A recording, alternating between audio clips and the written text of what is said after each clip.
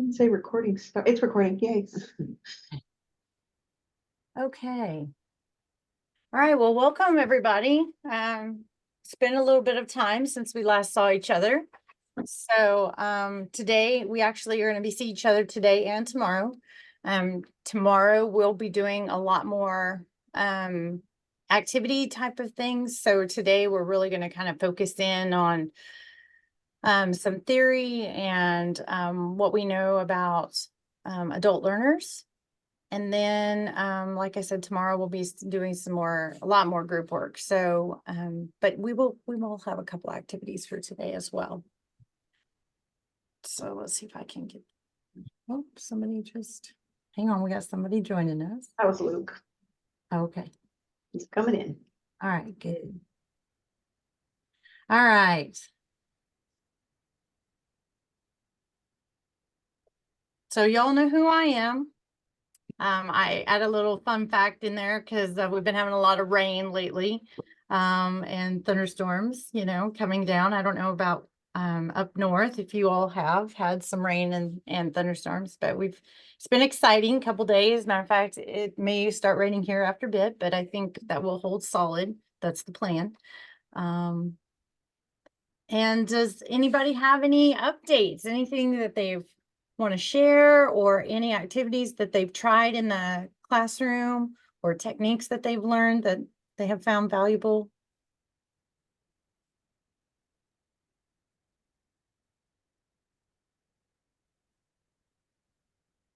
Oh, I would say one thing that I found valuable was in the link to ANI materials that Mr. Anderson had sent, there was like a GED calculator explanation thing, and that wasn't so exciting, but there's this part where it tells you how to get formulas to write when you're in the science test.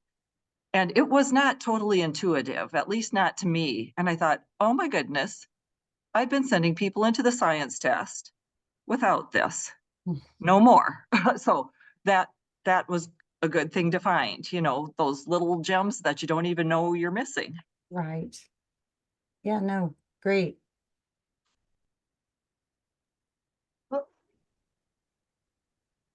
Trying to see if, yeah, Nikita's on here. She's kind of doing something different right now. Yeah, are you talking about my class? Okay. Yeah, I'm doing a graduate class on executive function strategies for the classroom. And next week, I think next week's topic is math. But we've been talking about some different executive function and universal design techniques. And I'll share this article because they actually, separate from the class, one of their directors posted an article about executive function and math. And the first sentence is, "It's no secret that math can be anxiety provoking for many of us." So it's like it's not a whole lot of new stuff, but it ties in, or it's kind of validating of the stuff that we've been doing so far. Well, and you also implemented that anxiety fast track class to trying to deal with the anxiety. Yep, I've done a couple. They're just like 45-minute sessions. They're open to any of our students, and we've done a couple different sessions on test anxiety, and one specifically at looking at timing and pacing for the test, because a lot of students say they were getting nervous about looking at the timer, and that you can hide the timer, and here's about the rate that you should be going. So when you're doing practice tests, you can see, am I going about at that rate? Or, I think a lot of students finish their test early. They're worried about time, but then they finish early. So they actually can slow down a little bit more, or give themselves a couple minutes. We looked at what the midpoint of the test is, and like, hey, maybe once you get 20 questions done, you want to just sit and give yourself a breather for a minute. Take that deep breath, oxygenate your body. Yeah. Yep. Awesome. That's good. Anybody else have any good news or anything they want to share? Any updates about things they've implemented or tried?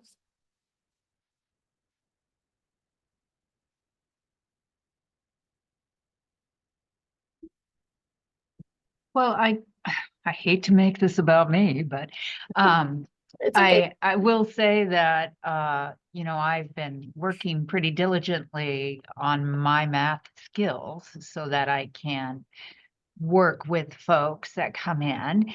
And one of the things that I have used for myself is to remind myself that math, it's about making the mistakes. Mhm. It's okay to make the mistakes instead of making the mistake and going into, you know, I just can't do this and putting it aside, which is kind of my mode.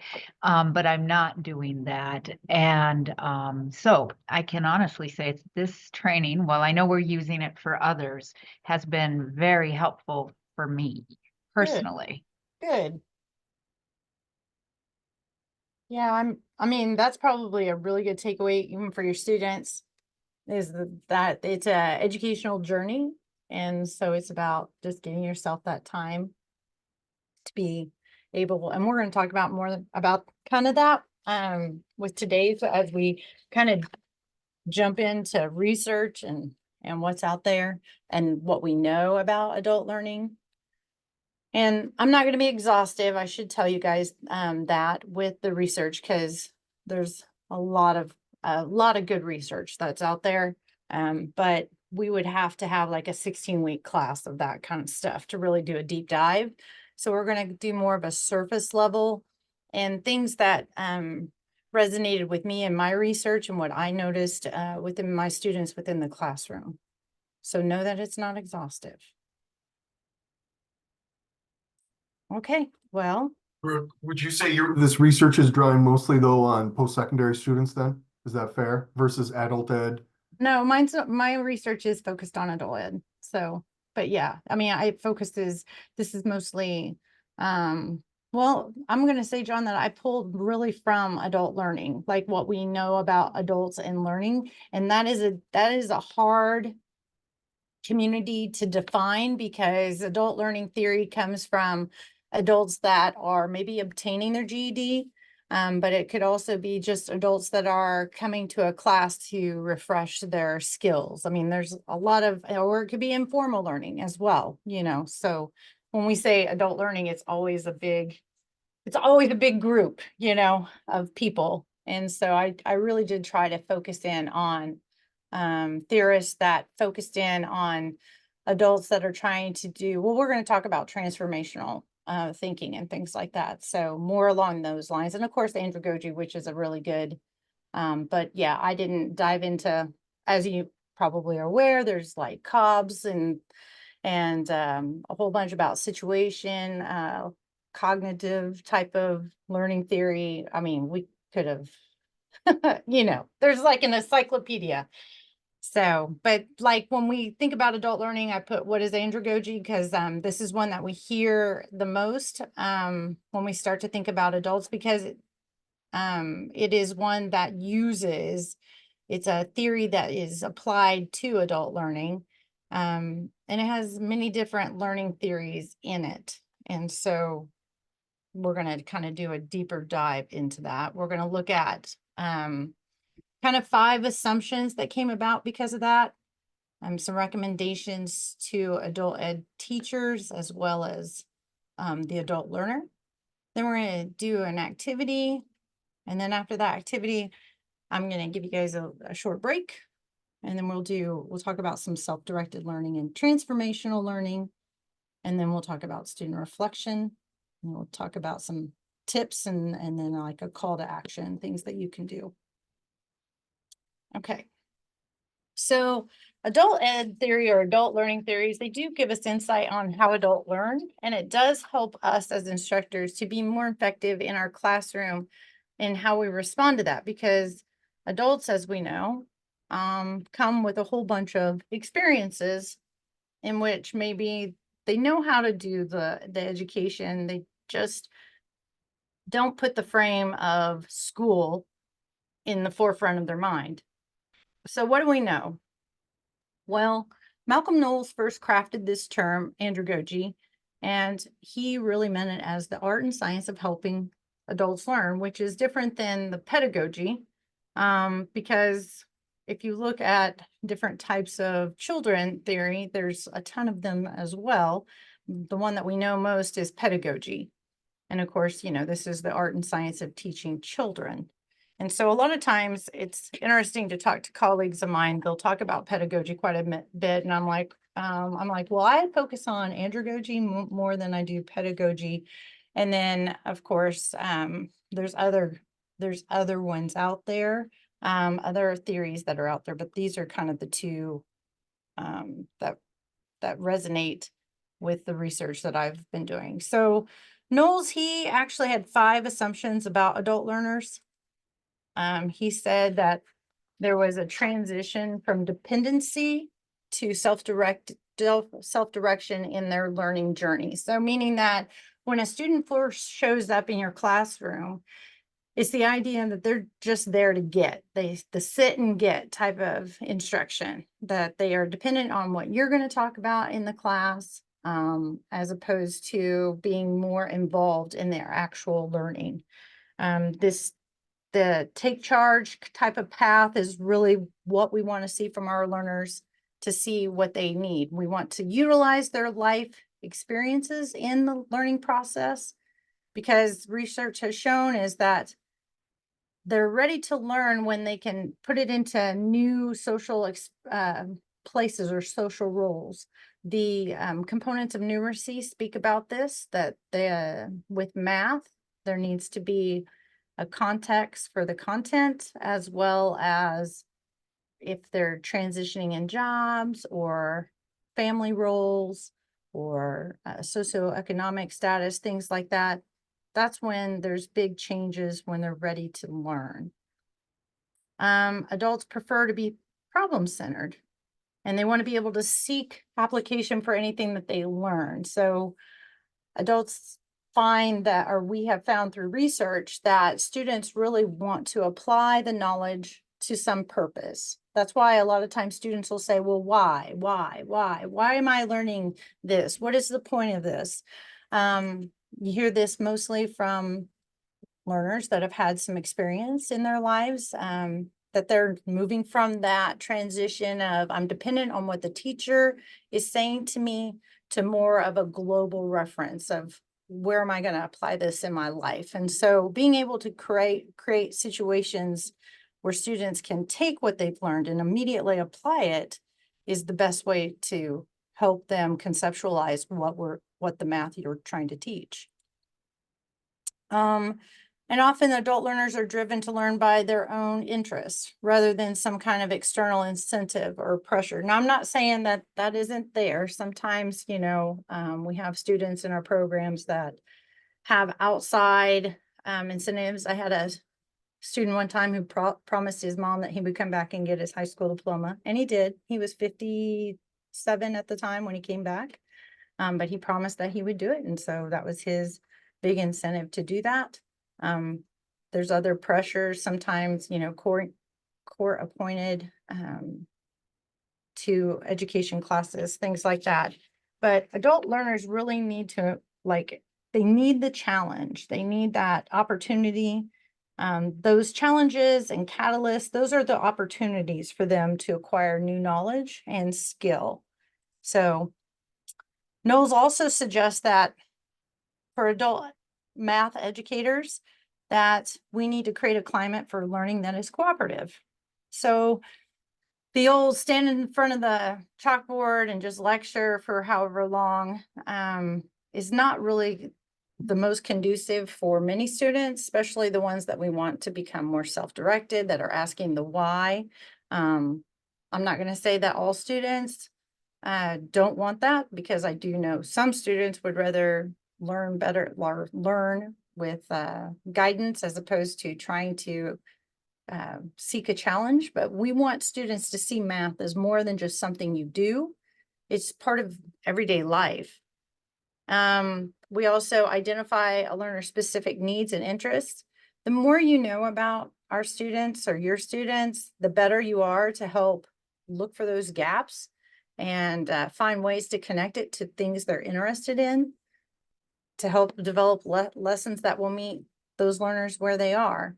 I know sometimes, I know that, well, all the exams that we give our students are very abstract, or they're contrived of some kind of problem that is supposed to be situational, but even the best test makers struggle with where application actually meets the real math that they're trying to assess. So sometimes some of those problems, you know, the famous 2 trains leave a station, you know, those types of problems are not super meaningful to students. And so we want to try to develop lessons that kind of meet those needs of what their outcomes are, but also meet their interests as well, that they can apply immediately to their lives. We also want to work together with the learner to select resources for instruction.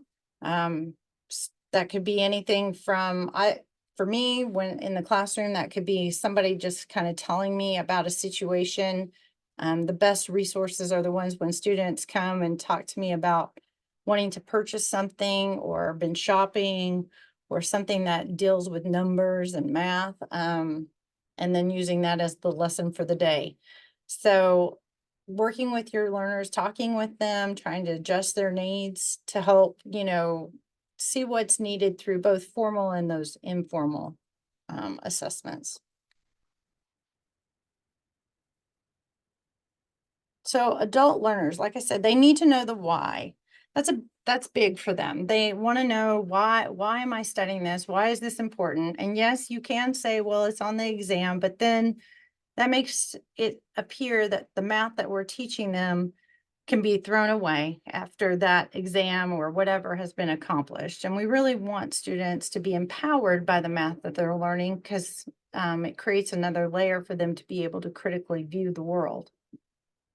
So we need tasks that we can show a particular skill, and that is not just memorization of content. We want to create critical thinkers, and not just people that are memorizing some type of procedure, because a lot of times our students had tried to do that before when they were in school and they weren't successful at it. So we need to be able to, as teachers, come up with different skills and techniques ourselves to help be able to meet them where they are. Many adult learners naturally are problem solvers, and they learn best when there's an immediate use or application. So like I said, tomorrow we're going to be doing a lot more problems. Matter of fact, I believe the entire time that we're together, we'll be working on some different tasks that have immediate use and application. So here's our first activity. So our first activity is going to require you to use like the first 8 to 10 minutes to try to think about this particular problem on your own. And I'm going to put you in breakout groups. And then I'm going to then you should give within everybody in your group, you can talk about it, 8 to 10 minutes to kind of share what you did. And then we'll come back together as a group, probably 30 minutes or so. And I want you to choose a reporter to report the activity, what you did, what you accomplished, where your struggles were.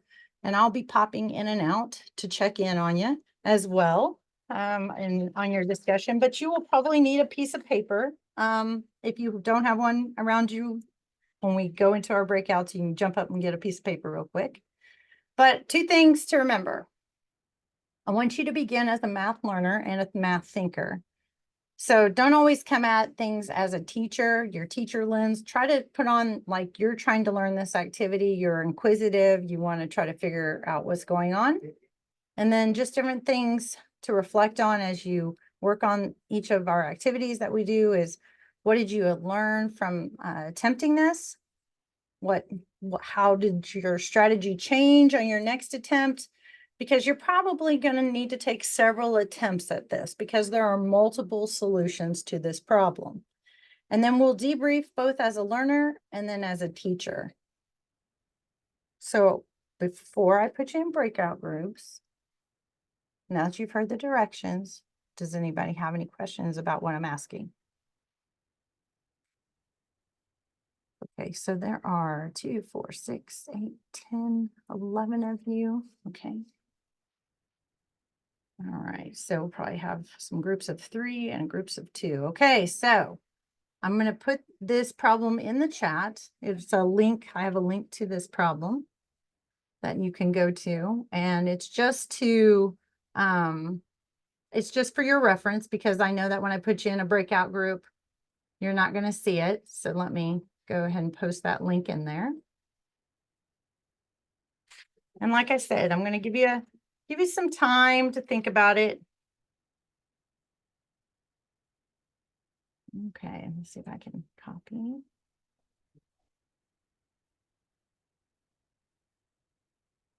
Okay, there's the link.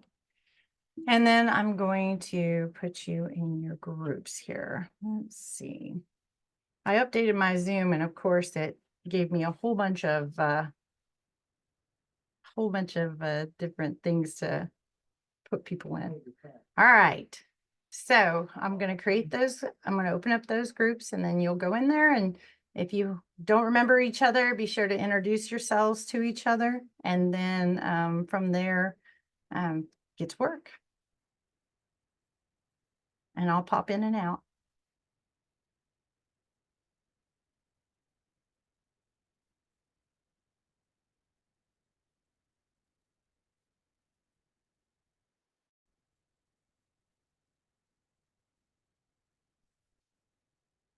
Hi, Luke.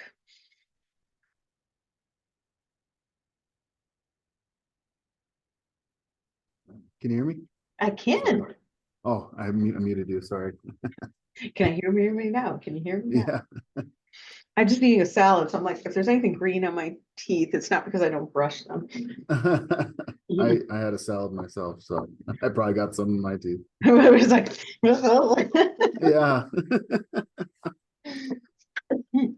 Well, no. this seems kind of fun. Using the digits 1 to 9, exactly one time each, place a digit in each box to make the sum as close to 1,000 as possible.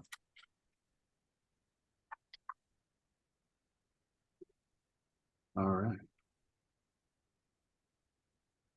So how do we type on this? So I think we can just write it down. Oh, okay. So, oh my gosh, this almost becomes overwhelming because you have to use multiplication in there. obviously. Yeah. And 1 means nothing if you're multiplying, unless you add 1 of these. No, that won't work. 1 becomes non-existent. Right? Am I right? Well, and while we're adding, so we have to use the digits 1 through 9 exactly one time each. Okay, so I wonder, just going off my head, I probably should get a calculator. Well, I hope we can multiply it smaller. Right, I'm in the bookkeeping. Don't worry, I got a calculator. I'm in the bookkeeping room. there you go. We're taking- Okay. 462.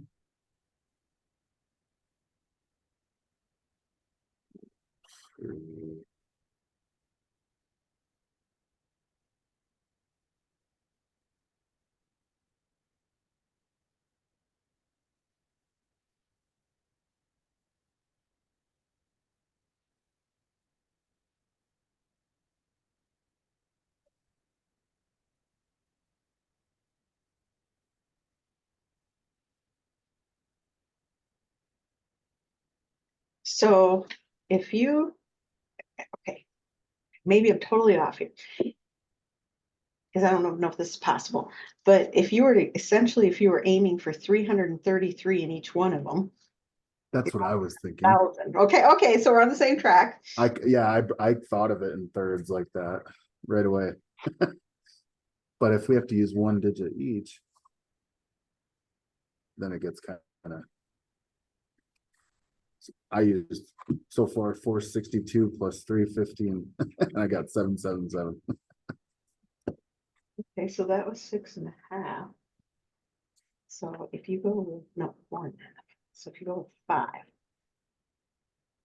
think I'm gonna run, I'm gonna run out of numbers. I know, I'm getting nervous. Or if you take all your biggest numbers, what happens if you do that?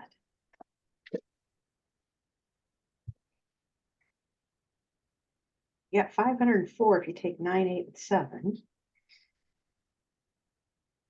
I feel like there should be a mathematical way to set this up rather than trial and error.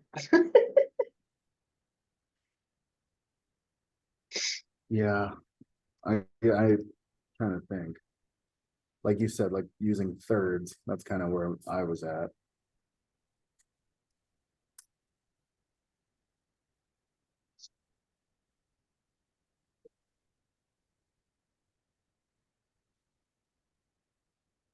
Yeah, definitely you can't just do 9, 8, 7, 6. So you gotta come up with a better formula than that. Mhm.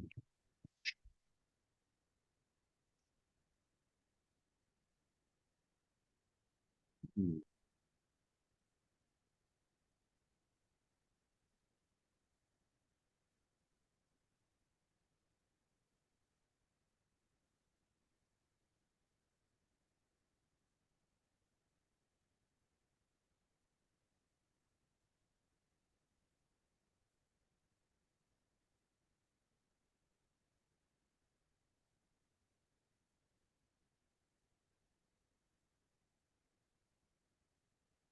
Man, my head hurts.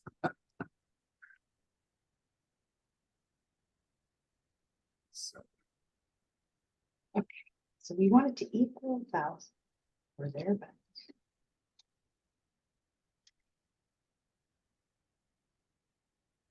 So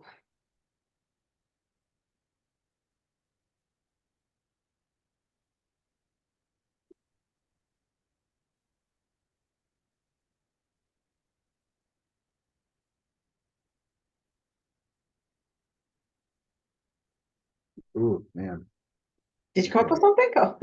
I got 8, 16. Nope, I went too old. Nope, dang it. I keep on wanting to use the same number over, like 1. One, I just want to throw it out because it's like it's multiplying. It's never going to be Mhm. useful to me. But you still got it. I mean, that's just a placeholder. It's essentially what it becomes, right? I mean, you can almost like Yeah. put the squares off and knock one Mhm. off. You know what I'm saying? Mhm. Okay, so we're on the same page I there. think. 85.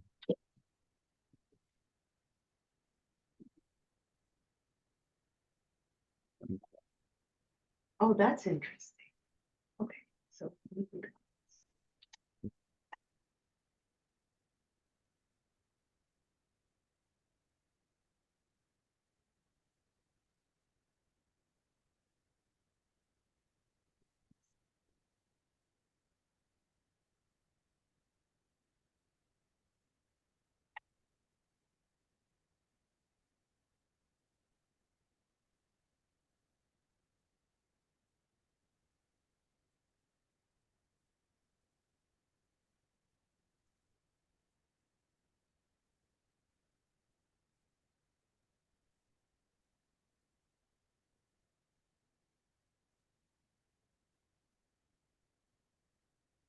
Um,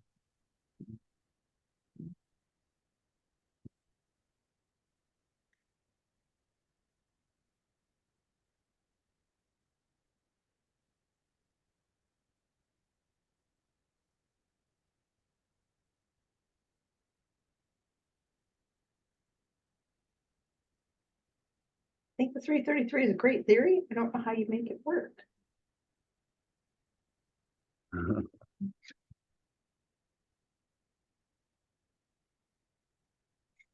is probably in that one manual. That's what I was thinking too. 385 plus Like Karen 126. Collison, who uses it all the time, will be like, oh, it's this because she Just like that. Yeah, time. that's awesome. 385 plus 127. That's 512.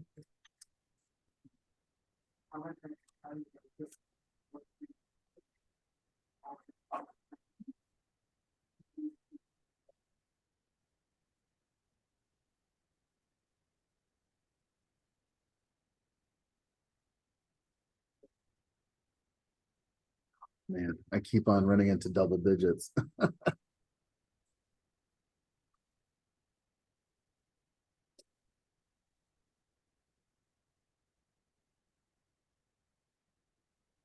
Okay, I don't think you can do this in thirds because you don't have enough numbers to get 333.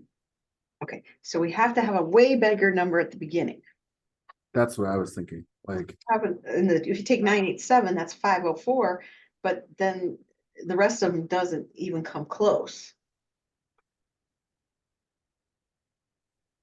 Because 654 is 120, and that leaves you 321, which is 6.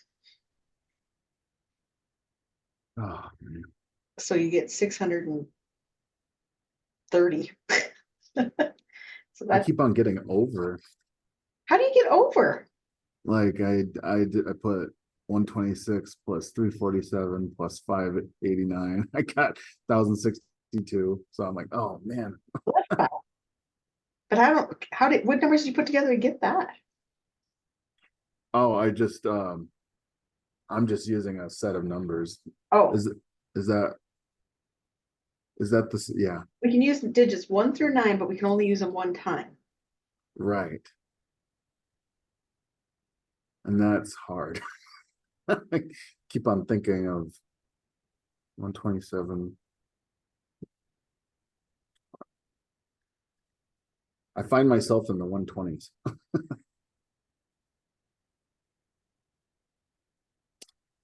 Hmm.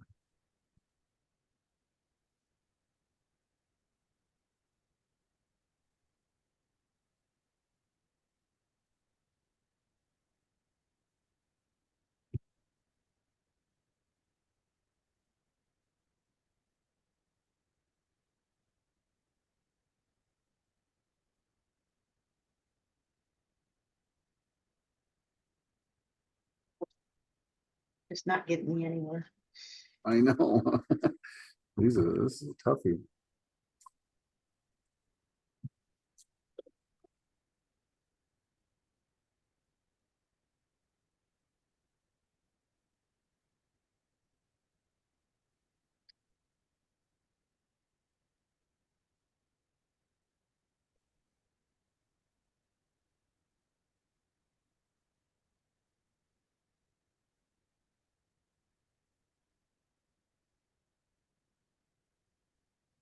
One 39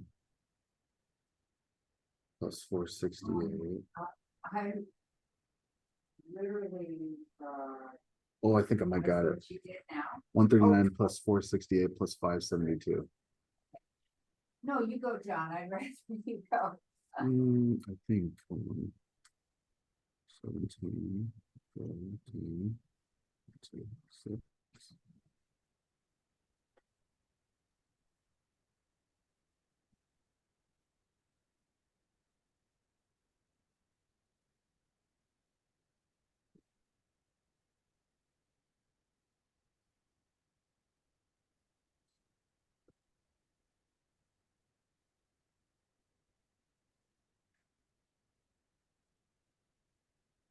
Nope.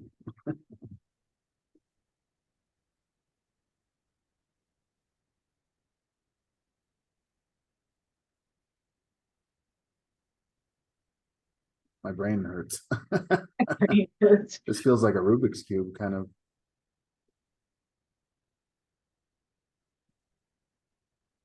Hmm.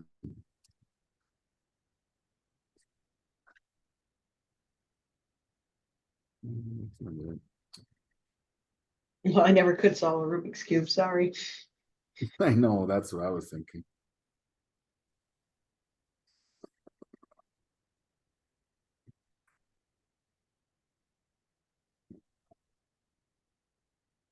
Eight.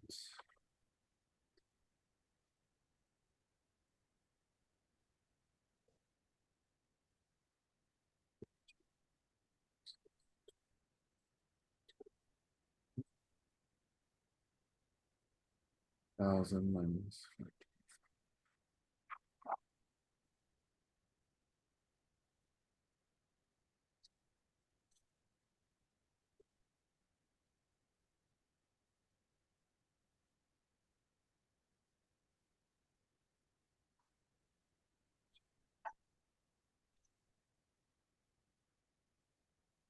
Oh, I keep on using double digits. Ah. I'm always like just a little bit over. or just a little- I think you got it though. Okay. No, that won't work. I was just thinking like, say, okay, so let's just say it's 98 instead of 9 times Right. 8. That's where we're screwing up. It's not multiplication. It's 3 sets of numbers added together. Right, yeah, All right, that's where I'm messing up. and then we gotta use only one number piece. Hmm. 470,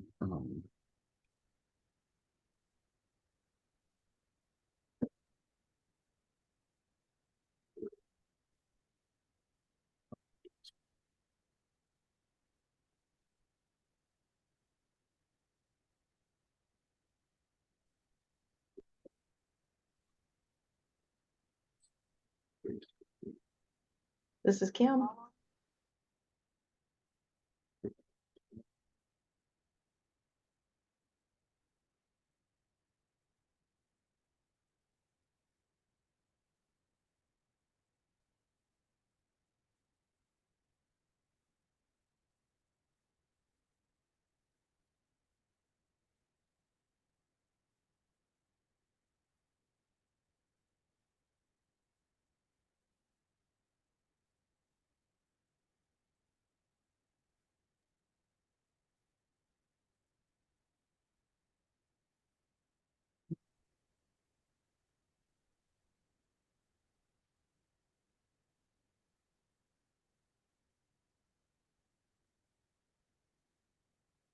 okay.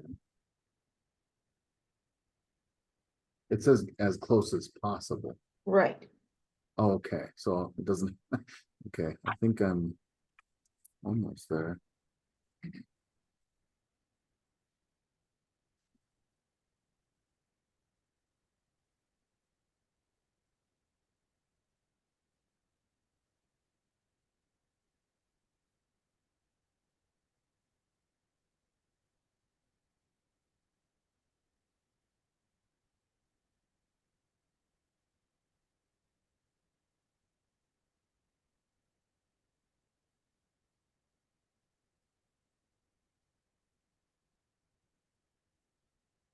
One 58 plus 369 plus 472. I got 999.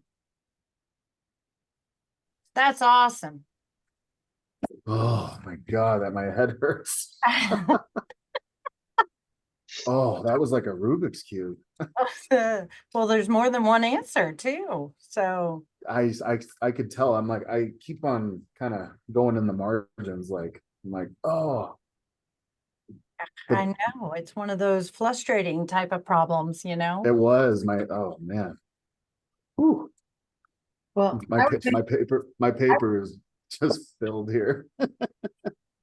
Awesome. I was making it more difficult because I thought you had to multiply those 3 numbers. Oh, no, no, no, no, no, There is no way. no, no, no. No, we're not multiplying. All right, I'm Ooh. gonna give you guys a couple more minutes to, Yeah, yeah.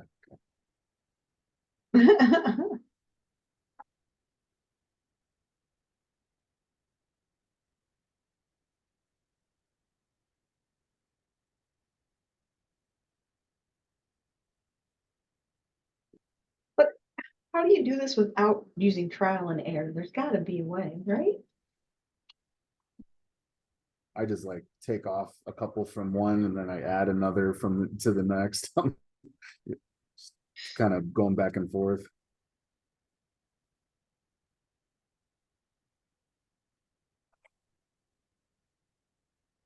Okay.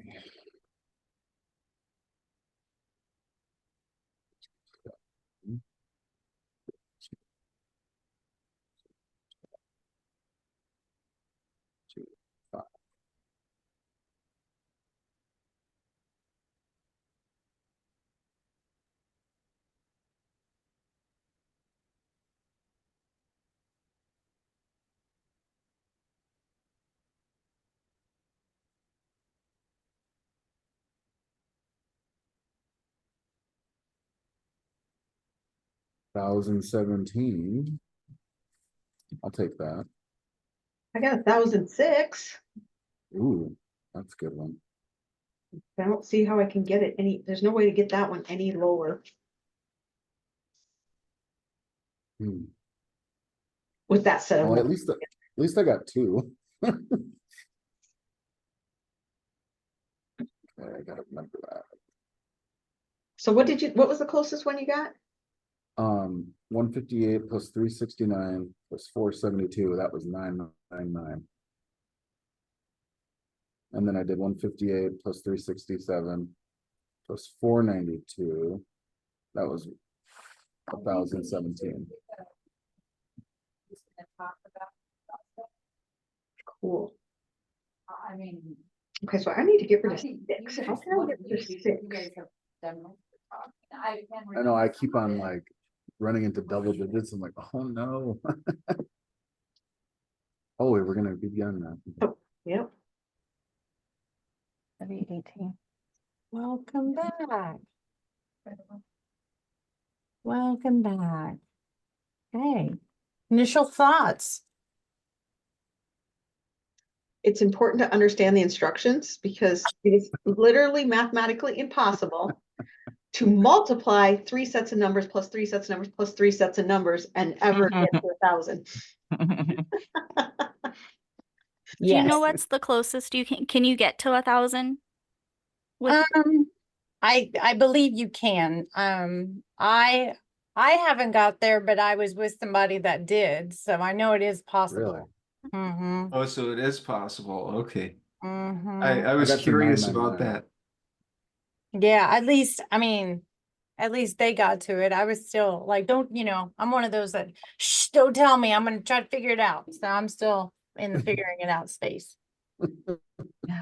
A strategy that I was using was to add up the digits from 1 to 9, and that's worth 45. But we want our total when we add up the digits to just be equal to 1. Mm-hmm.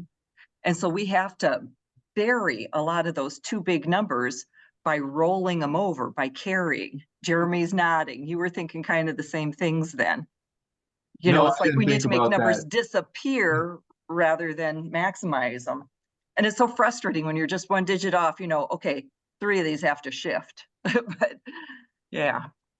I was actually nodding, Ruth, and because it was an epiphany. I didn't even think about that. Oh,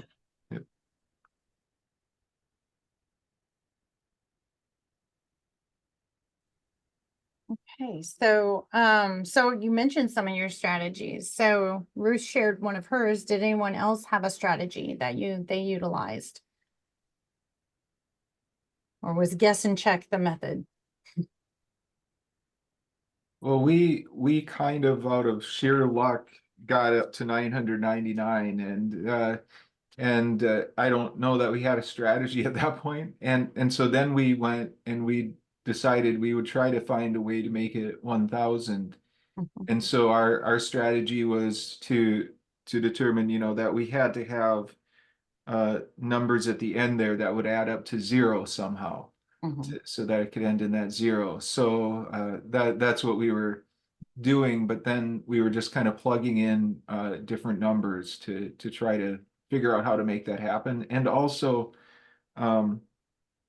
realizing that, for example, the bigger numbers such as 9 or 8 most likely had to be not the first number, not the first digit in those 3-digit numbers. So Because of the place value, right? Right. Yeah. Awesome. Anyone else?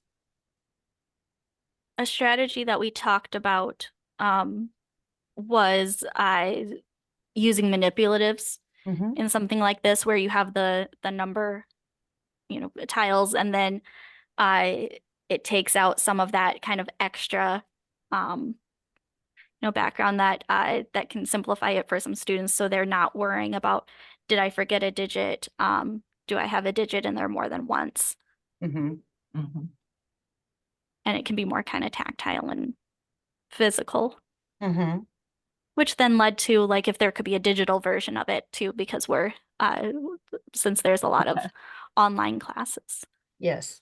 It'd be a pretty simple program to write, where you put them in and then check it and see where your total is. Do you have to go higher? Do you have to go lower? Move them around? I think that would be, and only give somebody like maybe so many attempts or, encourage them to do it with the fewest attempts so they're still thinking and it's not all just, trial and error. I'm kind of excited about this because I'm switching jobs. I'm going over to the women's prison. And whereas here at the Right Turn, it's kind of like, let's do things as fast as possible because I'm only going to see you 3 or 4 hours this month. At the prison, those women have a lot of time on their hands. And so some of them will really thrive with a problem like this. And then just the elation when they get it, they need something to help them fill their time. So with my job change, this problem has become like potentially highly valuable, Good. Yeah, place value is a difficult concept for many adult learners. And so this is a really good opportunity for them to figure things out. Like Jeremy said, he knew that the first digit, the 9 and 8 together would cause, because of the place value order. And then someone else had said that, we need to get some zeros, and the numbers have to be because we're carrying over numbers. So those are all like good learning outcomes that we developed. So, and some of those strategies came because you made mistakes, I'm sure. Maybe started out with putting 9 and an 8 in the beginning of, the bigger numbers. And that's good. There you go, Darcy. There's your mistakes there. I love mistakes. That's how you learn the best. And same with adults. So what kind of skills we touched on place value, but what other skills do you feel like you used? I don't know if this really applies, but if there's one solution, there are going to be numerous solutions that take a little probability to fill it out because the only thing that matters is the columns. Mm-hmm.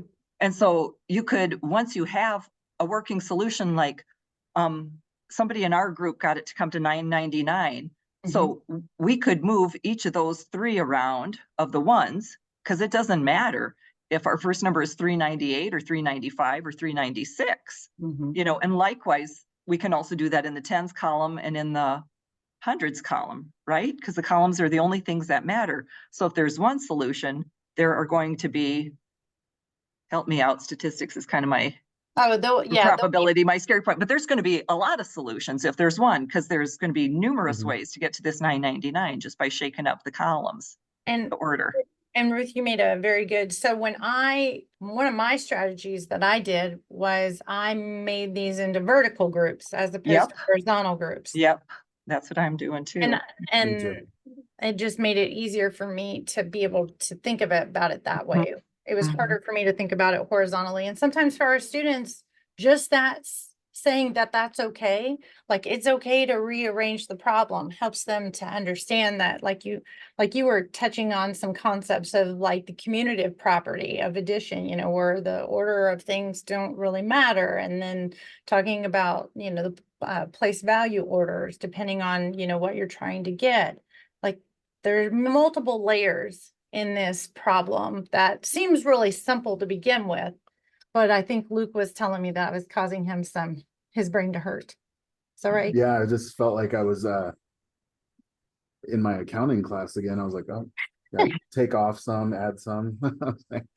Yeah, exactly. And that's, and that's really what trying to get our students to motivate them, to give them a challenge. Remember, adults like to find a solution to a task or a challenge immediately. And this is something that has a lot of value to it. But at face value, it doesn't seem to be mathematically, challenging. So any last minute thoughts about this activity?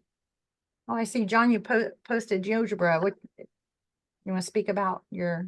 Well, no, after chatting with Nikita and Darcy in our breakout group, I really like the feel of this. It almost was like gamification puzzles. Mhm. And lately I've been interested in more word puzzles, but crosswords. too. And so seeing those boxes, and then just now as you were talking, I went and looked and I found that resource that really was what you said, empowering to move. Oh, And there my it is. scratch paper, I just had a little, so I kept the vertical, but me too. I would have preferred that. Anyway, so many great tools. So I Googled this.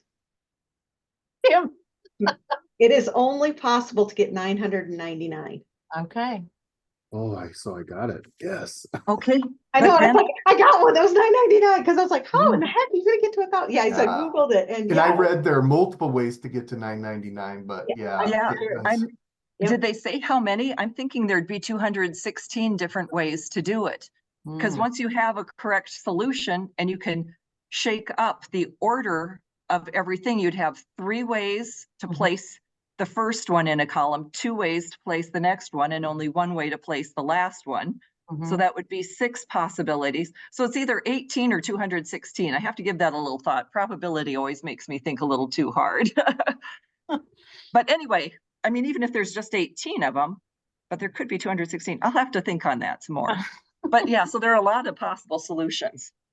Yeah, that's good. I'm glad that, so really that's this type of a problem for our learners is exactly what I'm looking for. So I'm looking for students to take on the challenge and then be so invested in it that they just stick with it. Like I guarantee you that sometime, maybe not later today, but maybe even tomorrow or next week, your brain will go back to this activity and you'll be thinking about it in the back of your mind because it's just one of those puzzles that just sticks with you. And that's really what we need in adult ed are those tasks that are like this, that encourage them to start to think about the learning and discovering. Brooke, Yes. you had asked, what are we reviewing besides place value? And to Jeremy's point, that number sense early to identify in the hundreds place, or addition, of course, carrying. But in our group too, we discussed and Nikita suggested how for real world application, how we have a finite sum of money and we're going to the grocery store, and as we're just kind of and of course she could speak better to that, but right, real world context for finite figures and how can we get there. Mm-hmm. Yeah, like you have $1,000 and you're, what are the 3, what are the 3 most expensive things you could buy? Mm-hmm. Something along those lines. Yeah, no, definitely to help give it some kind of a story to it is also a really good activity to do as well. So I got curious and I asked ChatGPT to do this problem for me, and it's really mixed Awesome. up. So no one could use this, or no one could use ChatGPT to cheat on this problem. It told me the closest you can come is 2070. Closest you can come to 1,000. Yeah, You need to, Check. you need to Still tell work in it that it's progress. wrong. It needs to try again. that's right. It needs some adult education classes. ChatGPT. Yeah. You know how for the science GED, our students are supposed to understand the counting thing where it's like if you have this many breads, this many cheeses, this many meats, how many different sandwiches can you make using one of each, or you have this many shirts, this many pants, this many. So, and that's just multiplying. And I think Great this is factor. this. You've got 6 ways to do the ones column. You've got 6 ways to do the tens column. You've got 6 ways to do the hundreds column. So it would be 6 times 6 times 6, right? Is that like feeling good to people?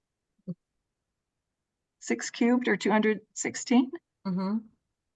Yeah, that feels good. That's a whole lot of answers, you know? Yeah. That's fun.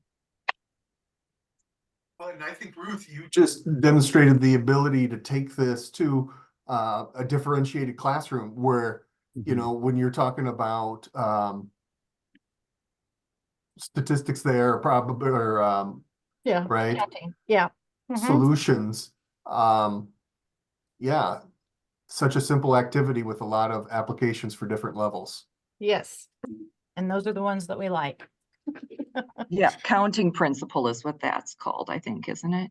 Mhm, it's part of that. Yeah. Yes. Yes. Mhm. Yeah. That's what I instantly thought of was the accounting. I was like, this is just like last year for me. Right. I also have there's a video game I kind of use for my math studies called Mighty Math. Okay. And you can download it on your computer or you can on your Xbox or whatever. And it's kind of similar. You have to stay within you have a square and they're divided into 9 and you have to stay within 9. Oh, wow. And Yeah. So it's like Sudoku on steroids. yeah, and it's really cool. All right. And I don't want to belabor it, but just one more point. Sure. Ruth, I think that's important too, right? That's what it's called, the counting principle. Is that what you? Mhm. Right, right? yep, the And- counting principle, and we need it for the science GED. Yes. Yeah. And as teachers, I haven't used that, that terminology. So thank you for giving that to me. And so now I know how to talk about it. So we're in this together. Cheers, Brooke. Always, always. Okay, so we're gonna take a quick 10-minute away from the computer break because you know, we've been together and our brains need that reset, and then we're gonna come back because I'm gonna be speaking about some theory and I want you guys to still be focused on me. So we're gonna take just a quick 10-minute focus break is what I call it. So I'll set a timer and we'll get everybody on that break. You can step away from your computer, turn your camera off during that time, and let's say come back at 2:14. Okay.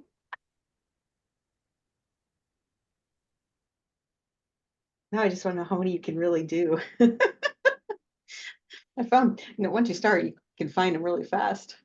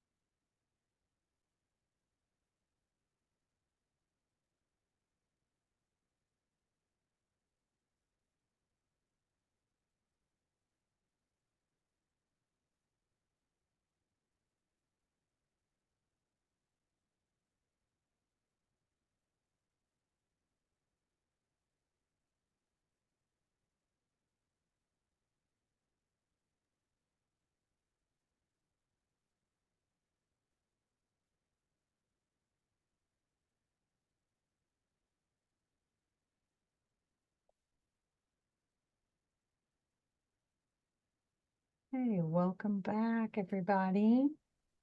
Wait for a few more faces to pop back. Hopefully everybody's brain kind of settled down from that problem. We can talk about some other things, and in the background on autoplay, it can continue to work if that's what your brain is so inclined to do. I find that my brain thinks about all kinds of math problems throughout the day.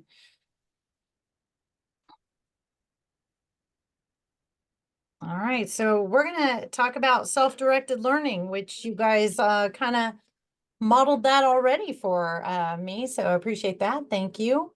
Self-directed learning. There was a study that found that 70% of adult learning is self-directed. I think it's probably more now with the invention of the internet and YouTube and all kinds of things that are out there. But in 1971, 90% of adults conducted at least one self-directed learning project through the year. Has anyone learned how to fix anything around their house by using YouTube before? Anybody done anything like that? Yeah, see, Jeremy's hand goes up. Yeah, we all kind of, yes. I've been poor, so that was a good motivator. Yes, that is a good motivator. I did some repair work on my washing machine one time and it made me feel like I was awesome after that. So have a backup job if I need to.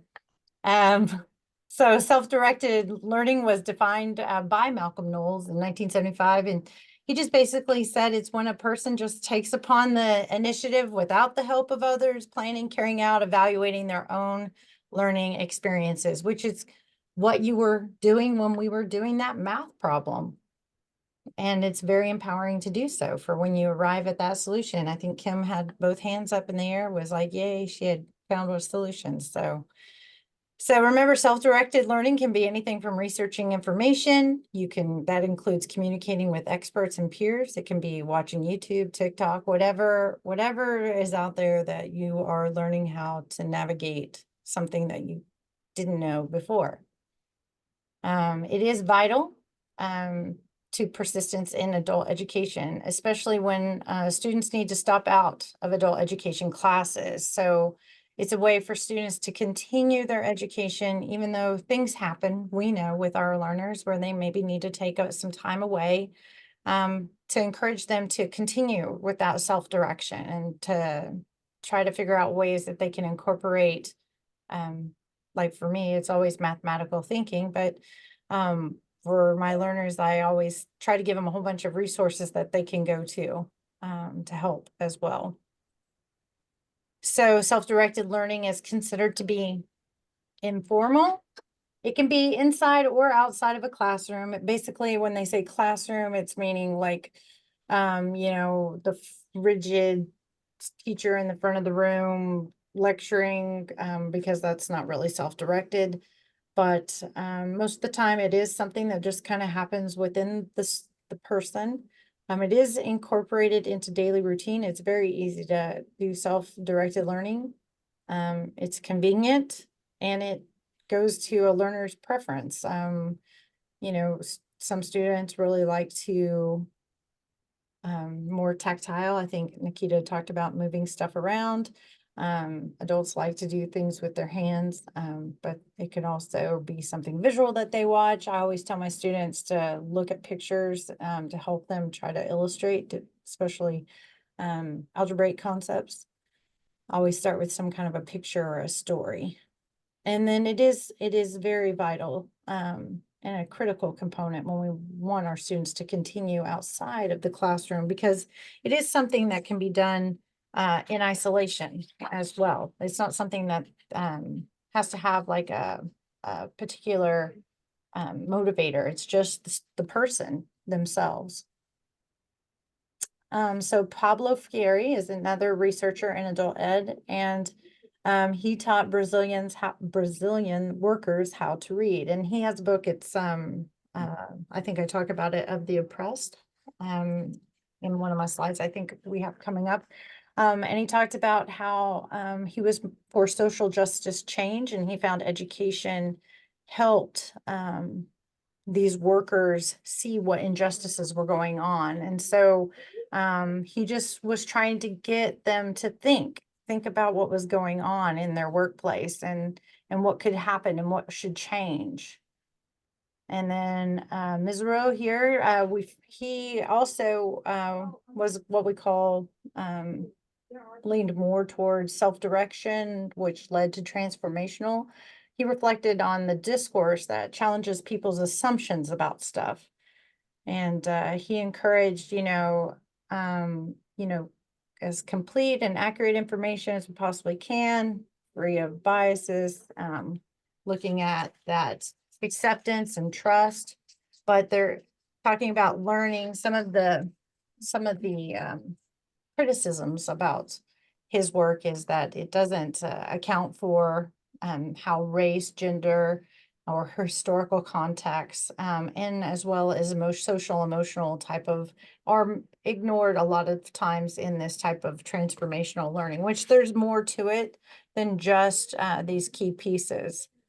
So, like I said, Pablo Freire, he published a book called The Pedagogy of the Oppressed in 1968. And this led to this idea of transformational learning. And so these were both considered to be transformational learning theorists. And transformational learning is often described as the learning that changes the way that a person thinks about themselves and the world. And it is a shift in the consciousness. It's a way of critically reflecting and self-examination in an environment that is there's acceptance and empathy and trust. And when I was looking for theories and when I had been researching theories, these two stuck out to me for a lot of reasons, because of the population that they worked with, which were older adults. And then the fact of the environment there that they talked about being acceptance and having empathy and developing trust, because in adult ed, I would say that that's kind of our main goal with our learners who have maybe came to education through ways that were not as positive as we would like them to be. And so just accepting people where they are and having empathy for their situations and developing that trust is so important, but also helping them to develop that further for each other is also just as important. And that's why a lot of transformational thinking comes out of adult education, because in a lot of ways, we know that when someone gets their high school diploma, you change their lives. I mean, you talk about working in the prisons. I mean, recidivism rates are reduced quite a bit through education and employment. And so we're talking about transformational thinking here as well. Say, Brooke, just curious, previous slide, there's a Sure. quote or citation by Silver Bequia. Is that Heidi? Is that Heidi, yes, it is. Yes, it is. That's good. Yeah. Yeah, it is Heidi. So the big takeaway here is to remember that transformational learning is the learning that changes the way people think about themselves and their world, and it just shifts that awareness. And so how do we foster transformational learning? Well, Taylor in 2000 suggested that teachers needed to create what we call a trusting and empathetic environment, and where we care that it's caring and authentic and sincere, and that we need to provide students with immediate and helpful feedback and help promote student autonomy and participation in collaboration, to help them engage and reflect on their problem solving and just reflect on their learning overall. Also, knowing your students and the types of learning activities that most appeal to them. So there are different thinking types that are out there. I know that learning styles used to be a big research that came out, but in recent years, it has been kind of debunked. But there is learning types as well, or thinking types that they talk about. So people that appreciate different types of analysis and looking at ways to confront when they're uncomfortable, how to make statements and to create these harmonious groups where it's okay to express different viewpoints and different ideas. brainstorming, things like that, games, things that involve imagination. Those are all ways to help foster that transformational thinking. Developing and using learning activities that explore and expose different points of view. So Cranton in 2002 suggested that he used films and short stories, suggested that students are engaged in journal writing as a way of self-reflection, and that the students often asked to write brief autobiographical essays, and then to ask each other questions about them and reflect on them and about how far they've grown, whether they've been good, bad, or whatever, and to foster this idea of openness. And we've spoke about journal writing as a way to help reduce anxiety within students. And this just is another way with writing that we can also foster this change in the way that we see the world and view the world and think about it. As well as one of the mathematical practices talks about communicating differing ideas and valuing repeated reasoning. And so when students are sharing these different viewpoints of how to solve problems and how did you come about that solution, and there are ways of knowing, this is another way that fosters that transformational learning. I mean, we were doing that with the numbers to say that there were, what did we land on? 216 ways to solve that problem. I mean, that's a good way of seeing that math is not all about just that one answer. It's about the journey to get to that one answer.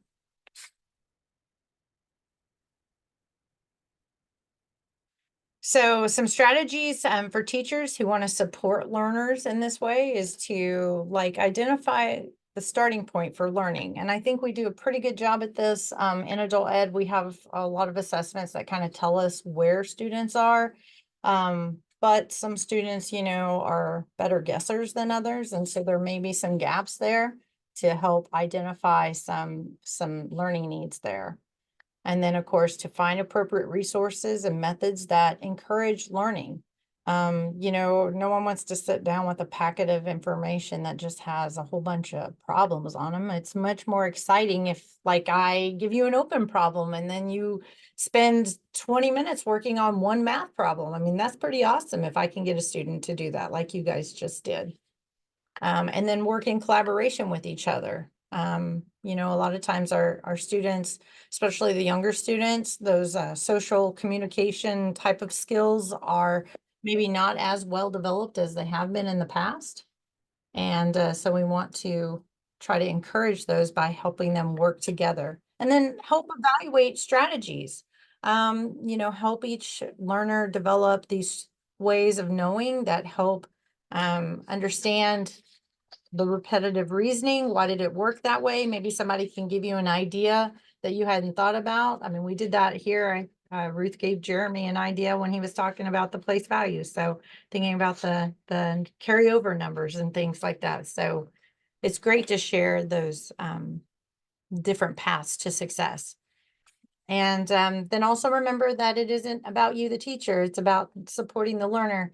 A lot of times I was reading an article this week talking about how in adult ed, we really want to help our learners. We want to support them. And sometimes we can be a little bit too quick at giving those answers, because the minute that we give an answer, all the thinking shuts down. People aren't given enough time. And if you have a classroom that has some slow processors, which I'm a slow processor, as soon as the answer is given, then I know this for my own self too, then I don't need the answer because somebody else came up with it, type of a thing. So being mindful of the learners that you have in there and where they are and how to meet their needs. And then I think Nikita was talking about UDL earlier. So offering those variety of options to show the learner how they are achieving their outcomes. Universal design for learning. I didn't incorporate that into this particular PowerPoint, but it's a really good, it's about having a whole bunch of different strategies and allowing the learner to pick the options that help them to develop that learning. It's very much self-directed and working in collaboration with with the instructor. Nikita, do you have anything that you want to share about UDL since? I am just getting into it. Okay, okay. I just didn't mean to put you on the spot, but just thought if you had it fresh on the mind, it is a really, it's a, I guess go ahead. I'm still kind of really new to it, but the college that I'm taking a course through, they say they don't have a lot of the traditional accommodations in their classrooms because they utilize UDL. So then their kind of classroom setup as a whole provides those accommodations so they don't need to be separate and kind of the student Mhm. getting things separately. So it seems like a nice way to incorporate a variety of students' needs into the class. Yeah, and I mean, I have some good resources on UDL and I can send them to you, Kim. They're like videos from the cast that are really good, that are out there that speak to UDL, Universal Design of Learning, and about how to incorporate it. Like Nakia said, it does create options for students. So it's kind of a it reminds me, and I know this, some of us will understand those choose your own adventure books that they used to have. They used to be popular when I was a kid. I used to read those all the time, and you would choose your own adventure, and then your story would, however your story would end. Oh wow. I see that Ruth posted in the chat. I just happened to glance over talking about that problem, that 216 correct answers. Wow. That's awesome. Okay. So how can we help adult learners to reflect? And I always say through writing.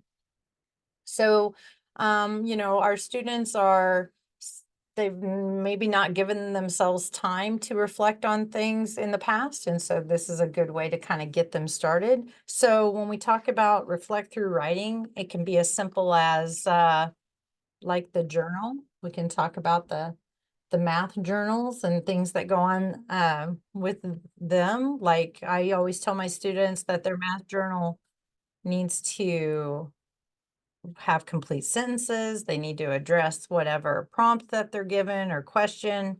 They can ask questions to me that they would like me to respond to. I normally tell them, we're going to just use one page at a time for a journal when we do journal write and not do multiple journals. So that way we can keep track of thoughts.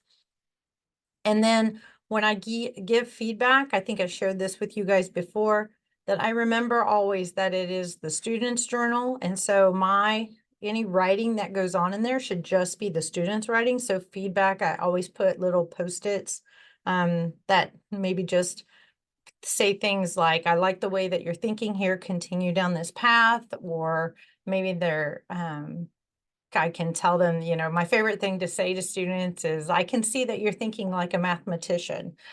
Because, too many times when you tell a student that they are a mathematician, they say, oh no, no, I'm not a mathematician. And I say, but what is a mathematician? It's a person that does math, and that's what we're doing right now. So some ideas for prompts that you could do. Like after class or at a break time, you can say something like, the main thing I learned was, and have the student kind of continue on with that statement. I had the most struggle with whatever because, and my next steps are to, and they just kind of complete those sentences. Maybe you were working on something today and you said that, I discovered that. I mean, Ruth's comment in the chat would be a really good one to put with that. I discovered that, that she discovered that there were all these ways of doing this math problem. So it's just a way to reflect upon what it was, the activity that we did. Also before a test, that anxiety levels up. How do you feel about taking this test? How did you prepare for it? What concepts do you feel that you still struggle with? These are all great prompts to kind of get their mind focused, to relay how they're feeling, to get them out, to acknowledge those feelings, and to reflect on where they are now as where they were when they started. Too many times our students who have low math, what I call math self-esteem, do not see the growth that we see. And so by them sharing that, how they're feeling, it's an opportunity for me as the instructor to say, you know what? Think back to the very beginning that you started with this program to where you are now. And think about that math learner you were then and the math learner you are now. You're not the same person. Like, you've grown some in your journey. And that's what I always tell students, is that it's a journey, it's not a destination, and that I hope that they continue to always grow in their math mindset. After the test, but before you know the score, because you know they're all nervous right then and there, is how did you feel about the test? Did I anticipate what was on the test? And what concepts didn't I know? What could I have done differently to prepare for the test? These are all ways to kind of get that reflective thinking, like things about their journey, their education, where they are. And then after the score is known, am I surprised about my performance? Take 2 specific errors that they're aware of, and kind of think about what was behind that error. What was your new thinking about that problem? Because a lot of times when our students miss a problem, they will continue to think about it. So it's just a way to help them try to clarify that thinking a little bit. What confusion or questions still remain from the test? And so those are all just ways to kind of center them to where they are. A couple of my favorites that I like to do are these type of tasks. One of them is suppose that I normally say your buddy, but a fellow student was sick or missed the class the day we discussed whatever. I put subtracting integers here.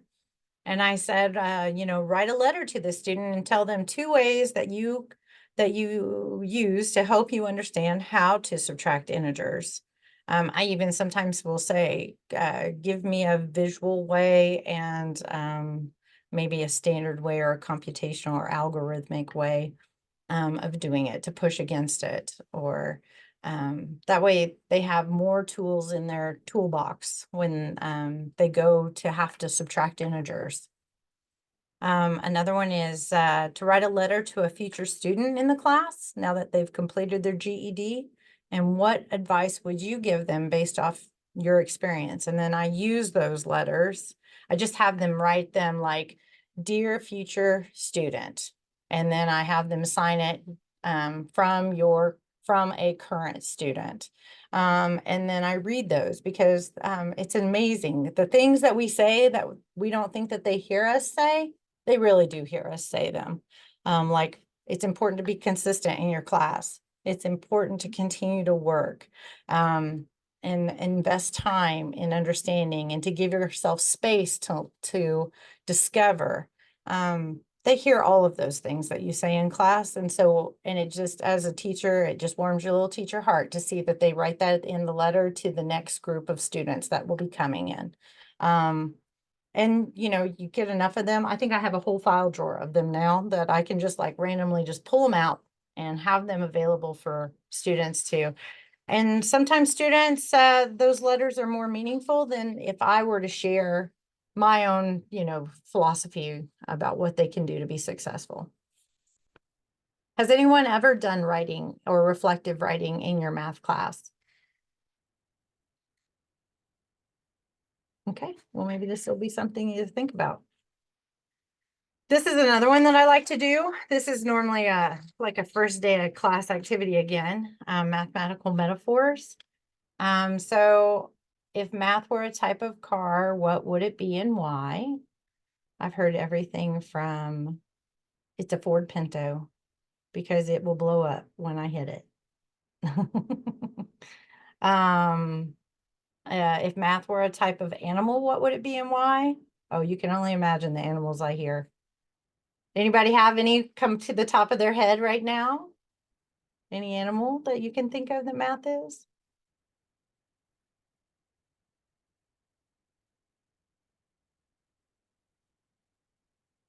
No animals? How about any cars? Any of those?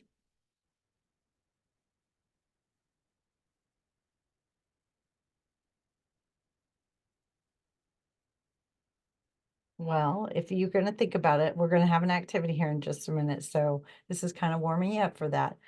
If math were a type of building, what would it be and why? And then are there others that you can think of, any comparisons that you could think of? I once did sound, if math were a type of sound. So this is our second activity. So I'm gonna put you back in your groups, the same groups that you were before. I want you to write a response to the prompt and be sure to answer the why and be detailed. And then once you've kind of wrote out what you're gonna say, then share with your group your paragraph. And here's your prompt. We're gonna talk about if math were a type of candy, what kind of candy would it be and why?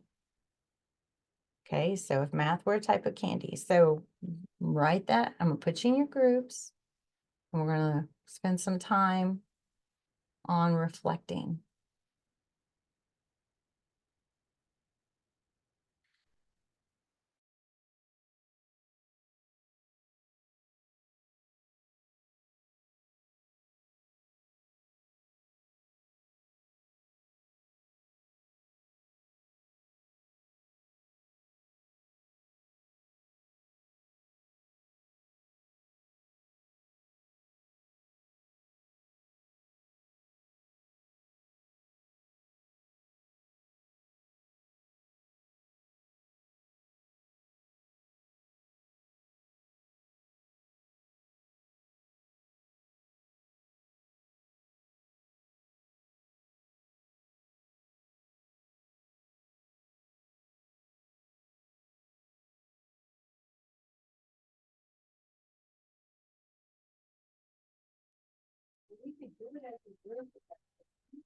Can you hear me?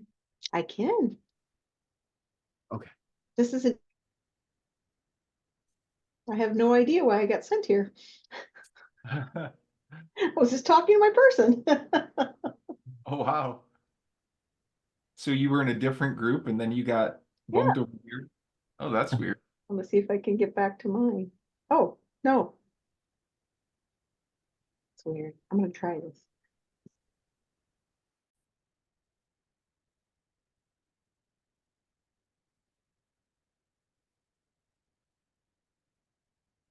Whatchamacallit, Oh, because it seems like there are a ton of different formulas, strategies, rules, etc. So I hear in my class all the time, what's the formula, what's the strategy, what's the rule, etc., etc.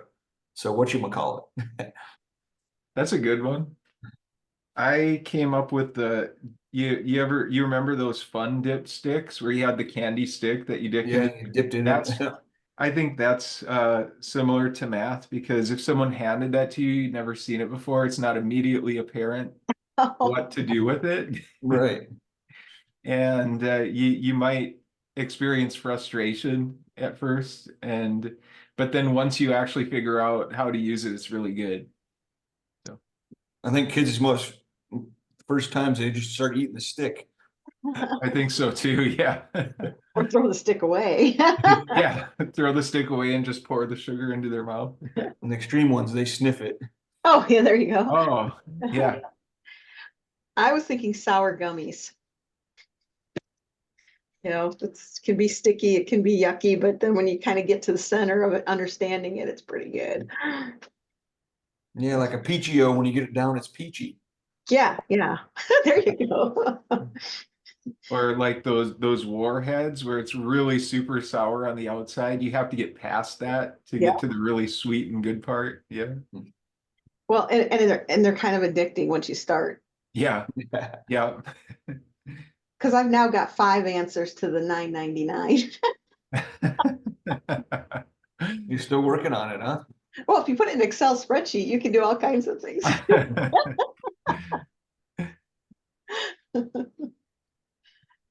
The reason you can't get to 1,000 is because there's no 3 numbers you can put together to make 30. Yeah, you can't get an even number on it. Yeah, there's no way. So, yeah, because she said somebody can get 1,000. I'm like, I don't think so. And then when I Googled it, I'm like, nope, I didn't think so. we spent most of our time together trying to figure out a way to make it exactly 1,000 because we had it to 999, but yeah, It's not mathematically possible. yeah, We got 999 and 900, but not 1,000. right. I was curious if you could do 1,001. I was gonna try and go that route instead. What did we get the first time? The first time the very first try, we got 1,008. Mm. That was pretty close too. And at first I wondered if we'd get any closer, but we did. Yeah. But we didn't really have a strategy at that point. And so we thought if we went back to the main group and she asked us what is our strategy, really wasn't one at that point. But then Trial and error strategy. that's true. I Well, guess we did somewhat have a strategy because we realized that you had to start with something reasonable. Like you couldn't just start with 987 or something like that. right. And you have to have one that starts with 100. I haven't found one that you can't. Well, of those I found so far. Yeah, that's interesting, actually. Yeah, I think you're right about that.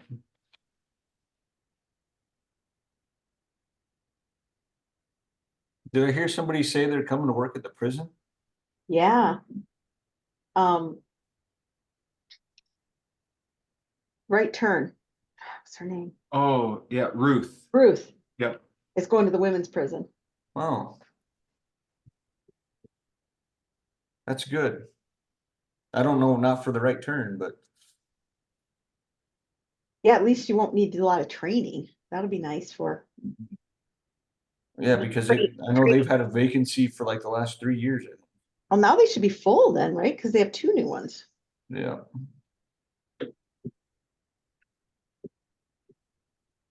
This is really frustrating. Now I can get to 108, but I can't get that one down anymore. Put up in a spreadsheet, it does it all for you. So let's see, we come up with. By the way, I like the asked- warhead. I like the warhead one. That's a good one. Whatchamacallit, what is this? What is this? That's a good one. So are we gonna have to share one, Candy? Dr. Brooke, do we have to come to a consensus on which candy to share? No, because everybody has their own type of taste when it comes to math as well as candy. So, but I mean, we're gonna share out, our different types of metaphors that we came up with. It's been interesting to hear what other people have been saying. So what all did you say? What is math like? What candy? Well, let's see, we had whatchamacallit. Mm. I liked the explanation that Landon had of that. Mm-hmm.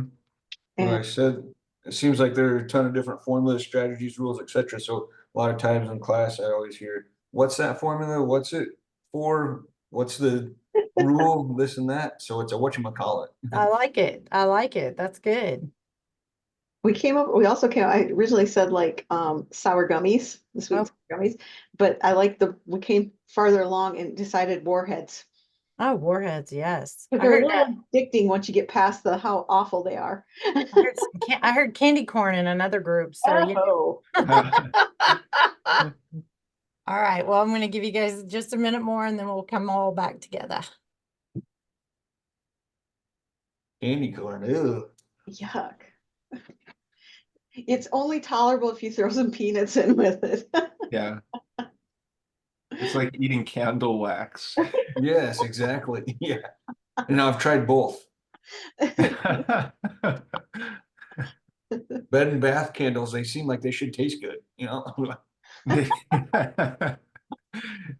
Some of them do, yeah. Some of them probably taste better than candy corn, to be Yeah. I don't know about that. I don't think so. That's true. You'd have to add sugar. They smell better, that's for sure. Candy corn even have a smell?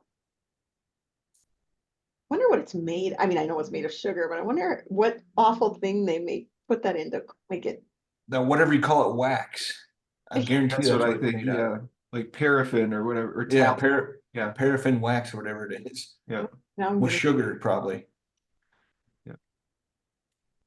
I think it is some kind of edible wax, yeah. You can make it into a candle probably. sugar, corn, Oh, in small quantities. And like M&Ms, just Mm, saying. okay. See if we got everybody back. I you think can so. eat small quantities of M&Ms. Like I can, that share bag is like nothing. If I get one, it's just like, mhm. Candy corn. Oh, yeah, yeah, yeah, oh yeah. Do you know what's in that? No, don't want to know. Does anybody want to share about their candy story? Let's share candy. One of them we came up with was warheads, and my kids love, but once you get past that first awfulness of it, they're kind of addicting. And I said that relates to the math problem you had earlier, because I keep running different Excel scenarios to get to my 999. I'm trying to see if Ruth is right, and you can only get to 9 or past 9.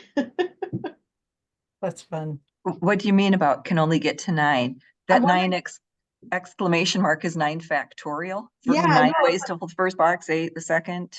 Yeah. I think Yeah. I think it's, yeah, exactly. I'm just like, wow. Yeah. So and if you divide that fraction, it's 0.00005 or something. So if you're just putting down numbers, you're not going to get it right, or go buy a lottery ticket instead. This is your lucky day. Well, I'm going to buy a lottery ticket because I keep coming up with them. Once you start, you can find a whole bunch. I'm Yeah, so glad. I'm so glad I gave you guys a problem that you're going to talk about for weeks now. Oh, definitely. I will definitely be talking about this one. And one thing that's really cool in the prison is about using this in the prison is because if somebody has a deck of cards, Mhm. then that's 4 people who can work on it with 1, 2, 3, 4, 5, 6, 7, 8, 9, because not Mhm. everybody can have a pencil or Yeah, a pen that's or a true. writing instrument, but one deck of cards and you got 4 people working on it. Look So at Ruth. She's just going. I'm excited. Yeah. Well, you want I to need share? more like this, Brooke. I need more like this. Well, we'll get you some more. Trust Okay. me. That will more. Okay. There's more and more and more to come. Hey, Ruth, while you're at it, do you want to tell us about your candy? Oh, I picked M&Ms Okay. because of course they're alphabet letters, so M's can be variables, but of Mhm. course M also stands for slope. Oh, look how deep. And yeah, and there are many kinds of M&Ms, and there are many different types of math. Your arithmetic, your algebra, your geometry, your statistics, your probability, and it goes, calculus, it goes trig. I mean, there's really no end. There's maths I can't dream of. And just like math is done differently in different parts of the world, I at least know in Germany, you could buy hazelnut M&Ms. Now, good luck finding those here. So it varies according to where you are on the planet. Mhm. And it's all delicious. Chocolate is good. I have to say, John came up with something that I thought was actually quite profound. And because we were talking about different candies, and I mean, we all had some ideas, but John went to honey, Mm. kind of being the original candy. Mm. And then he was able to, talk about how, math is in nature and math is kind of original to who we are and how we exist. And then you get honey. And I just thought that was, well, deep. I liked that. I was thinking nougat, something like that. So when he mentioned honey, because I was thinking, well, it's something you really got to chew on. But I really liked what he went with, I have to say. Yeah. Ooh, like the bit of honey, the ones that stick in your mouth and pull your fillings out. Kim, I'm like you. I like what Landon was saying about the whatchamacallit. Maybe Landon, if you're able to pop on and share your story? Oh, yeah, so I came up with whatchamacallit because whether you ask a former student that knew what the Pythagorean theorem was, you ask them now, how do you find a third side of a triangle? Everyone's always like, what, that whatchamacallit, or that one formula, or that one strategy for all the math. So that's what whatchamacallit is, just Yeah. like the candy bar. Yep. If you work in the concession stand and a little kid asks you for a whatchamacallit, most of the time you're like, what are you talking about? Yep. Anybody else want to share their candy? I will admit that I have a grocery run tonight and I fear I'm gonna be buying a lot of candy. It all sounds yummy. Well, you know, those are what we talk about. I just chose candy. You know, it seemed very fitting for this group. Just because it allows you to get an impression about how people perceive the topic of math. Well, Brooke, yeah, sorry, I want to share mine too. Go for it. I had said candy corn. Oh. Because some people love it and some people don't. But I'll go with what my students would say, and that is, who the hell invented this? Oh, candy corn. Who? Yeah. Well, no, they say that about math a Oh, lot. okay. So who invented this? Why?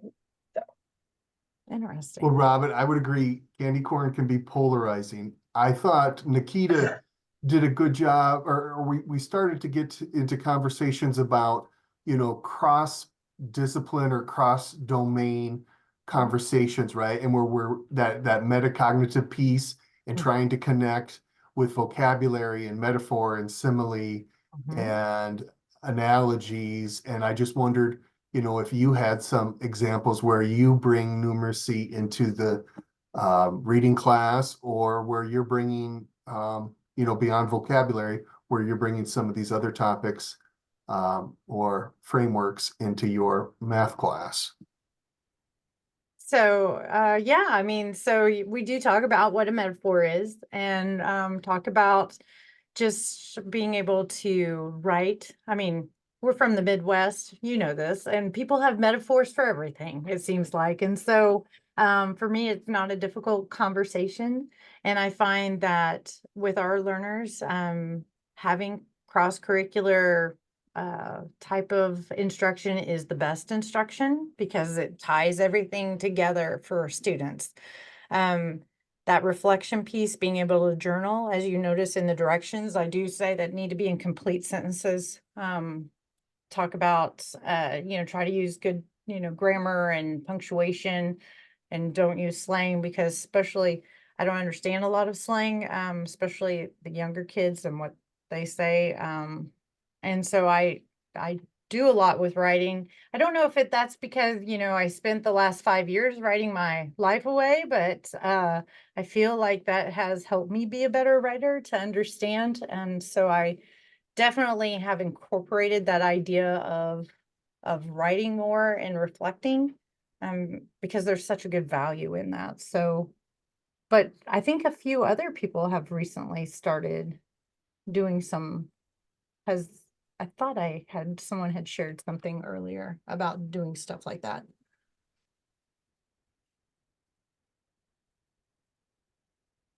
No, I don't remember. Maybe it was at the Institute and someone shared something with me about writing.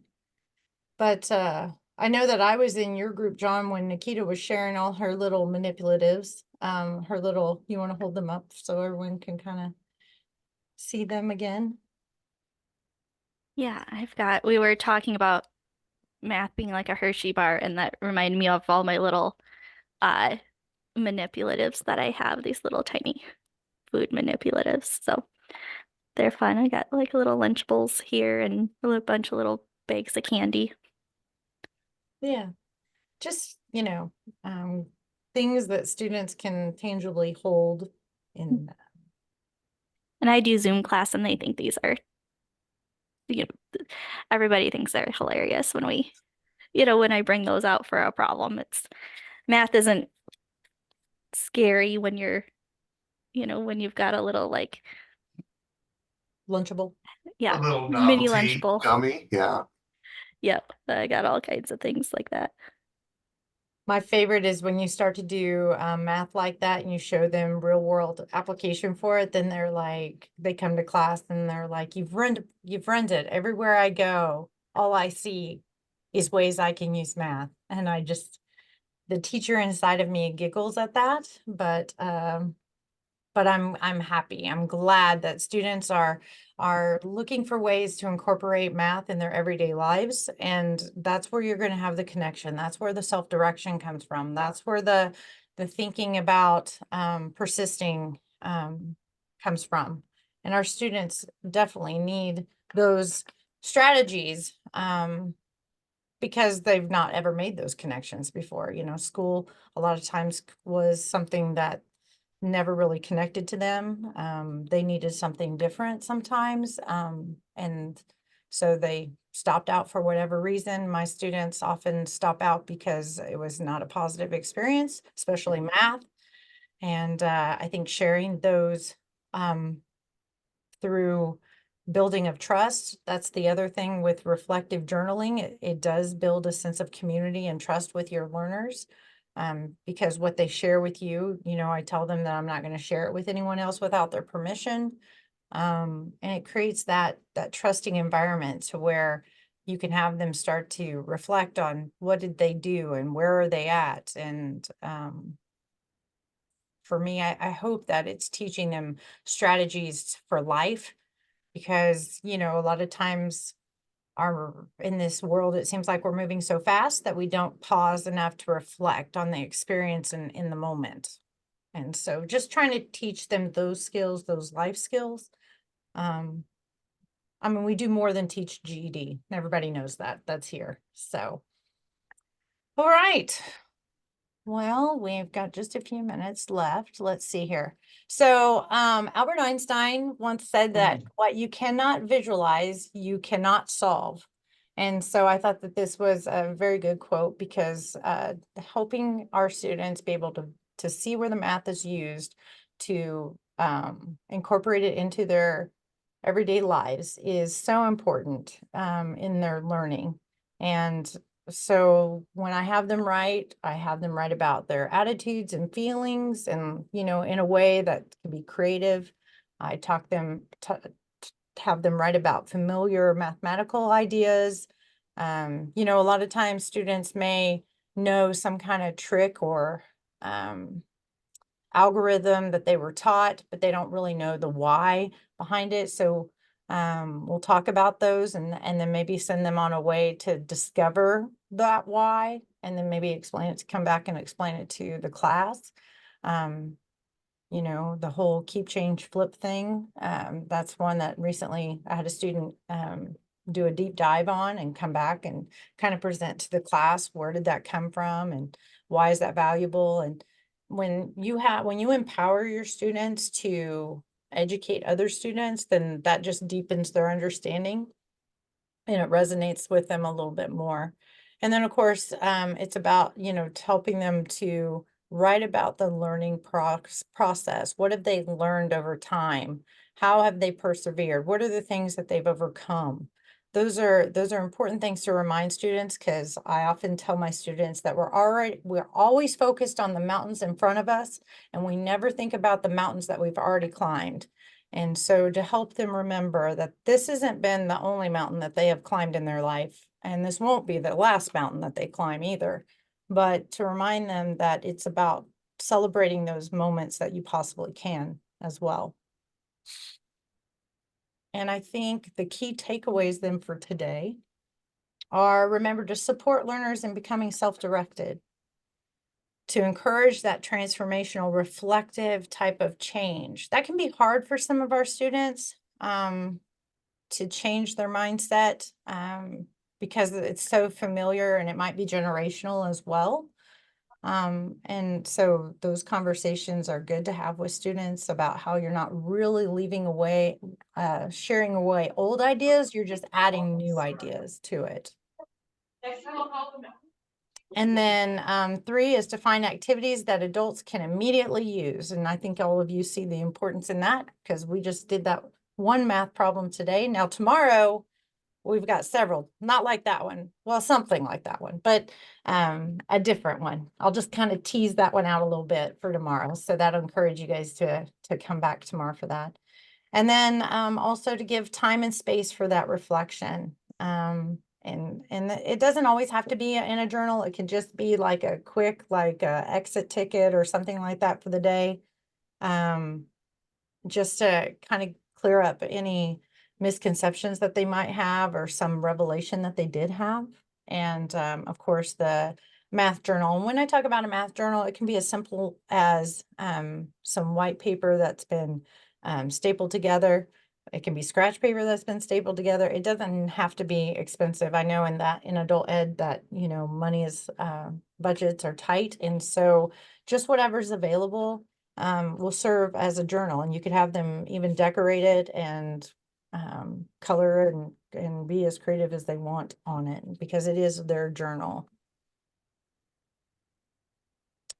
And I have Brooke, sorry to interrupt, No, you go know, and maybe you already mentioned it and I missed it, so I No, beg go your ahead. pardon, but you know, along with the journaling, even a modest portfolio, and I know the teachers are so busy, but some of that early work, if you can, you know, if it's, and maybe this is a question too, how do you manage that in a virtual or hybrid environment?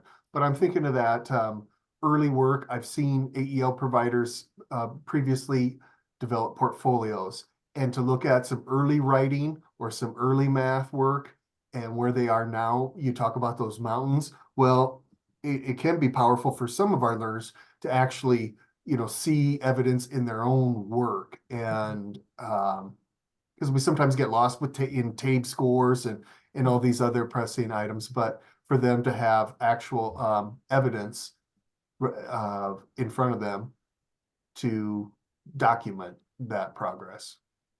100%. And I also think as you were talking, you're talking about, you know, test scores and things. I think the hardest thing as a teacher is seeing a student that has taken,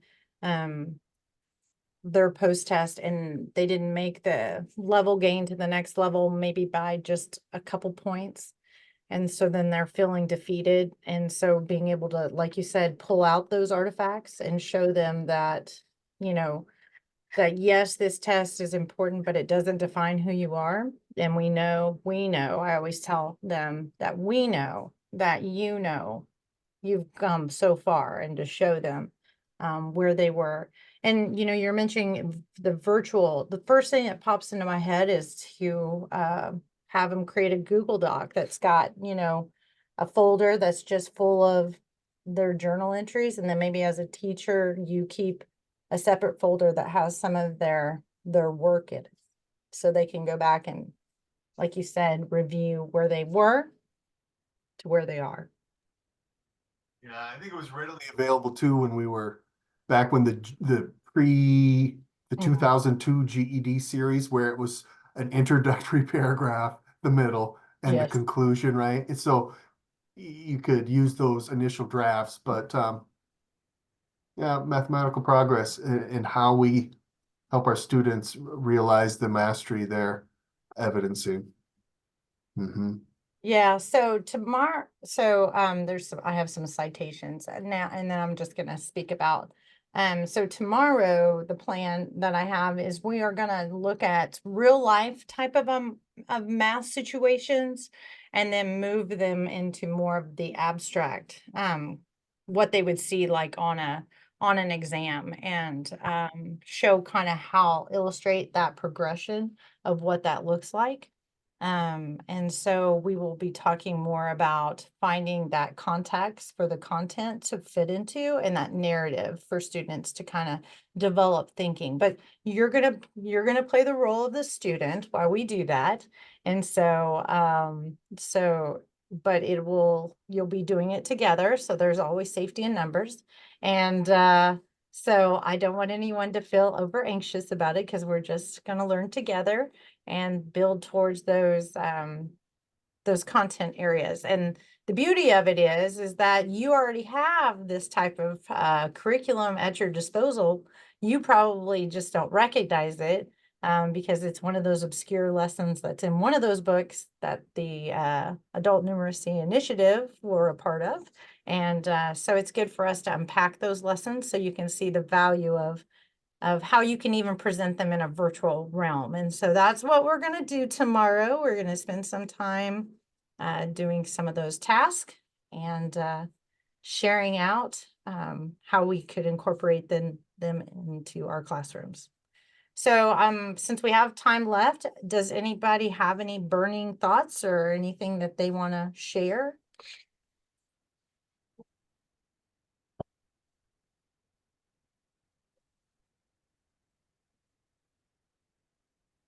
Okay. Well, then I would say be sure to come back tomorrow because I'd hate for you to miss out on that wonderful activity. Okay? Thank you, everyone. Have a You great guys